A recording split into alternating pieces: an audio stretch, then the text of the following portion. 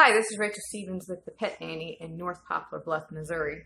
And I was getting on here because I recently was asked a question about dogs and cats having preferences to other people. So the question was, the dog absolutely hates my daughter's boyfriend. Well, this dog's a rescue dog, probably has a whole history, and is already predisposed to not liking other things, which happens. And it happens with cats and birds and dogs. So how do you work around something like that? Well, first thing you need to do is realize that just because the dog doesn't like you doesn't mean that it won't like somebody else. So I have a pack of dogs that likes the little girl in the family more than it likes the adults.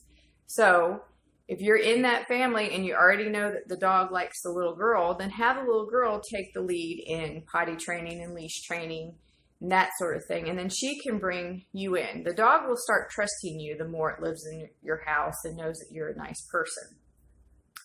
Now, if you are going into a situation that you already know that the person, I had a phone call, which was the dog's aggressive. Well, if I know that the dog's going to be aggressive, then I go into that situation covered in dog smell. So I luckily am enough to be exposed to lots of dogs and cats. So I relatively smell interesting to other animals. But I also will up the ante and take a dog biscuit and rub my hands, I rub my shirt, I rub my pants, I rub my shoes, and I put that dog biscuit or cat, I've done this with cats, I put it in my pocket. So I go to the door, automatically the cat or the dog will see me and go, oh, I don't like this. You know, she's an adult female. I don't like that normally. But then the smell kicks in. And that's where I get them, is I smell very, very interesting.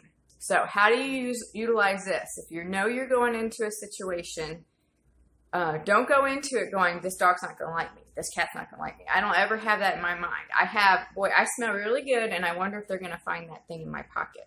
The curiosity usually gets them interested. And then once they're interested, I can work with them and get them used to me being around. So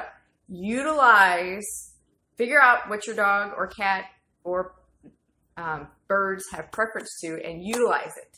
So utilize it in training. And if you know that you're the person that animal will not like, utilize the smell to get into the door to get them to trust you. So I hope